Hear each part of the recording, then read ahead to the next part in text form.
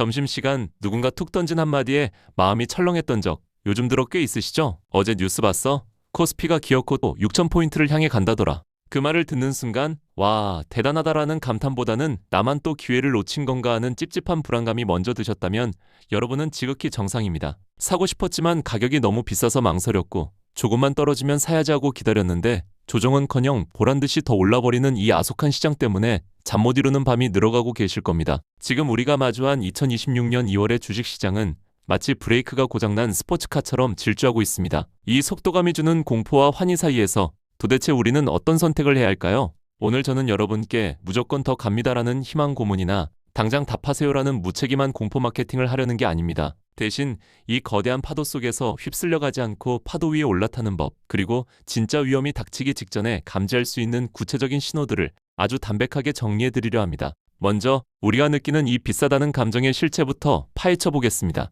왜 금리가 이렇게 높은데도 주가는 떨어지지 않는 걸까요?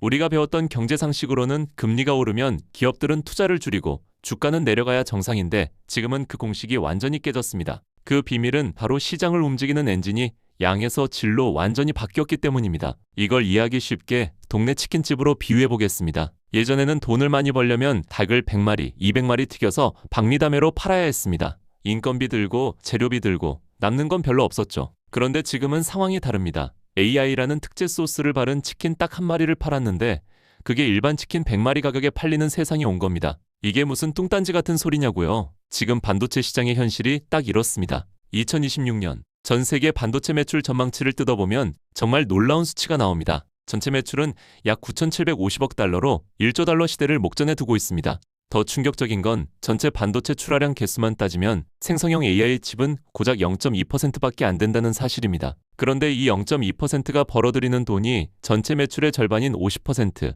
금액으로는 약 5천억 달러를 싹쓸이하고 있습니다. 물건을 적게 팔아도 이익은 수십 배가 남는 초고부가 가치 구조가 정착된 겁니다. 그러니 SK하이닉스의 2026년 메모리 물량이 이미 다 팔렸다는 뉴스는 단순히 주문이 밀렸다는 뜻이 아닙니다. 물건을 만드는 기업이 나 이거 비싸게 팔 거야.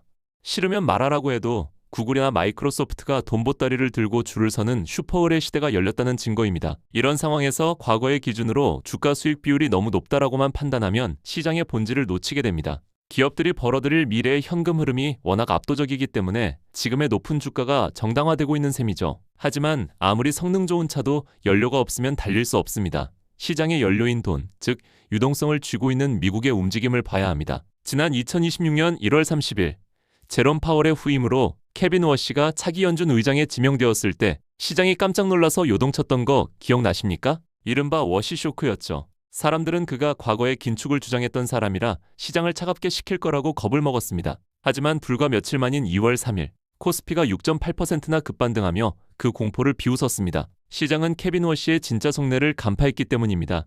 그는 무식하게 돈줄을 죄는 사람이 아니라 아주 영리한 생산적 비둘기입니다. 그의 논리는 이렇습니다. AI가 발전하면 생산성이 좋아져서 물건값이 싸지고 그러면 인플레이션은 자연스럽게 잡힌다. 그러니 기업들이 AI 투자를 계속할 수 있게 금리는 적당히 낮게 유지해주되 대신 시중에 너무 많이 풀린 쓸데없는 돈은 걷어들이겠다는 겁니다.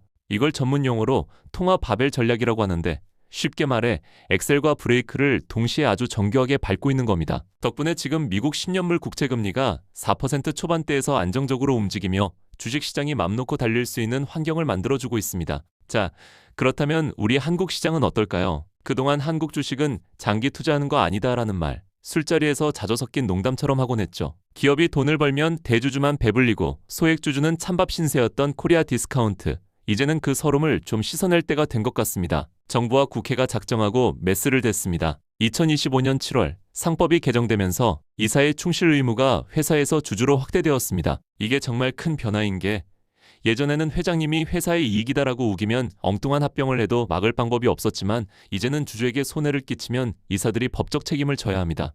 여기에 결정타로 2026년 7월부터는 합산 3% 룰이 대기업에 엄격하게 적용됩니다. 자산 2조 원 이상 기업에서 감사위원을 뽑을 때 대주주 지분을 다 합쳐도 딱 3%까지만 의결권을 인정해주는 건데 한마디로 대주주 눈치 안 보는 진짜 감시자가 회사를 지킬 수 있게 된 겁니다. 또한 세금 문제도 아주 영리하게 바뀌었습니다. 2026년 1월부터 법인세율이 구간별로 1.1%포인트씩 인상되었지만 여기에는 반전이 숨어 있습니다. 표면적으로는 증세 같지만 배당을 많이 주거나 투자를 늘리면 세금을 깎아주는 인센티브가 함께 작동하기 때문에 기업들이 현금을 쌓아두기보다 주주들에게 나눠주도록 강제하는 효과가 있습니다. 이런 변화들 덕분에 JP모건 같은 글로벌 투자은행들이 한국 증시 목표가를 베이스 6,000, 강세 시나리오에서는 7,500까지 부르고 있는 겁니다. 게다가 한국거래소도 2026년 6월 29일부터 거래 시간을 오전 7시부터 저녁 8시까지 무려 12시간으로 늘립니다. 직장인들 잠도 자지 말라는 거냐라고 하실 수도 있겠지만 투자 관점에서는 외국인 자금이 들어오는 고속도로가 뚫린 셈입니다. 미국 시장이 흔들릴 때 다음날 아침까지 기다릴 필요 없이 저녁에 바로 대응할 수 있으니까요. 그런데 말입니다. 이렇게 좋은 이야기만 듣고 그럼 지금이라도 전 재산을 털어넣어야 하나? 라고 생각하신다면 잠깐 멈추셔야 합니다. 빛이 강하면 그림자도 짙은 법. 지금 시장에는 우리가 반드시 경계해야 할 몇 가지 지뢰가 묻혀 있습니다. 첫 번째 지뢰는 바로 금리의 역습입니다. 지금 시장은 경기가 좋으면서도 물가는 잡히고 있다는 믿음 위에 서 있습니다. 그런데 만약 미국 10년물 국채금리가 마의 벽이라 불리는 4.3%를 뚫고 올라간다면 어떻게 될까요? 이건 시장에 울리는 공습 경보입니다. 금리가 4.3%를 넘으면 거대 자금을 굴리는 기관들은 굳이 위험한 주식 대신 안전한 채권으로 돈을 옮기기 시작합니다. 특히 빚을 내서 투자한 헤지펀드들은 이자 부담을 못 이겨 레버리지를 축소하게 되고 그 순간 시장은 걷잡을 수 없이 무너질 수 있습니다. 실제로 2026년 1월 미국의 근원 소비자 물가지수가 2.5%로 여전히 목표치인 2.0%보다 높게 나왔다는 점은 인플레이션이 완전히 죽지 않았다는 찜찜한 신호이기도 합니다. 여기서 하나 더 보셔야 할 게 바로 신용 스프레드입니다. 안전한 국채와 위험한 회사채의 금리 차이가 갑자기 벌어진다면 이건 시장이 겁을 먹고 안전자산으로 도망가고 있다는 가장 확실한 증거입니다. 두 번째 지뢰는 유동성 블랙홀입니다. 2026년 하반기에는 스페이스X, 엔스로픽, 오픈 AI 같은 거물급 기업들의 상장이 줄줄이 예고되어 있습니다. 스페이스X의 기업 가치만 해도 1조 달러가 넘을 것으로 예상되는데 이런 초대형 주식이 들어오면 시장의 돈을 진공청소기처럼 빨아들이게 됩니다. 와, 대박 종목 나온다라고 좋아할 일만은 아닙니다.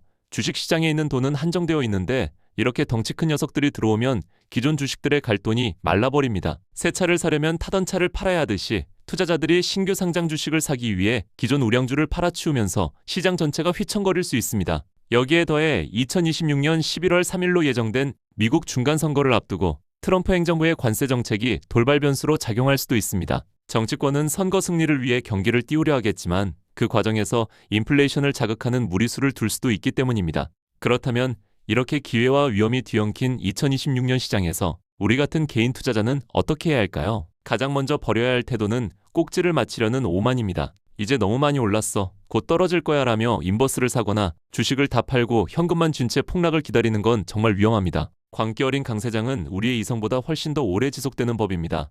내가 비싸다고 생각해서 판 가격이 나중에 보면 다시는 오지 않을 바닥일 수도 있습니다. 대신 제가 제안하는 전략은 나만의 안전벨트를 매는 겁니다. 지금 당장 내 전체 자산에서 이 정도는 반토막이 나도 내 삶이 흔들리지 않는다는 비중을 정해두세요.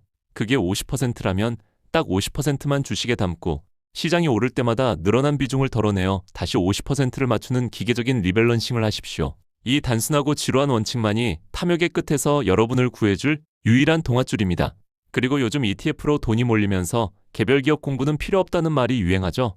실제로 국내 ETF 순자산이 350조 원을 돌파할 정도로 인기입니다. 하지만 ETF는 맛있는 과자와 맛없는 사탕이 섞여 있는 종합선물 세트와 같습니다. 시장이 흔들릴 때는 1등 기업도 세트 메뉴에 묶여 있다는 이유만으로 억울하게 같이 떨어지는 동조화 현상이 발생합니다. 그러니 ETF에만 의존하지 말고 진짜 돈을 쓸어 담고 있는 슈퍼올 기업을 골라내는 안목을 길러야 합니다. 마지막으로 내일 아침부터 여러분이 매일 체크해야 할 생존 신호 3가지를 정리해드리겠습니다. 이 신호들이 켜지기 전까지는 너무 겁먹지 말고 시장의 상승을 즐기셔도 좋습니다. 첫째, 미국 10년물 국채금리가 4.3%를 뚫고 올라가서 3일 이상 내려오지 않는지 확인하십시오. 그땐 현금 비중을 늘려야 할 때입니다. 둘째, 초대형 IPO 청약 날짜가 다가오는데 시장의 신용융자 잔고가 급격히 줄어든다면 소나기를 피할 준비를 하십시오. 셋째, 지수는 오르는데 상승하는 종목의 개수가 확 줄어들고 삼성전자나 하이닉스 같은 몇몇 대장주만 오르는 나홀로 독주가 계속된다면 경계하십시오. 투자는 정답을 맞히는 쪽집게 시험이 아닙니다. 어떤 태풍이 불어도 무너지지 않는 튼튼한 집을 짓는 과정입니다. 지금 우리가 마주한 2026년의 강세장은 어쩌면 우리 생에 다시 오기 힘든 부의 추월 차선일지도 모릅니다. 하지만 그 추월 차선은 튼튼한 안전벨트와 명확한 주행 원칙을 가진 사람에게만 목적지까지의 쾌속 질주를 허락할 것입니다. 막연한 불안감에 떨지 마시고 공부하고 준비하십시오.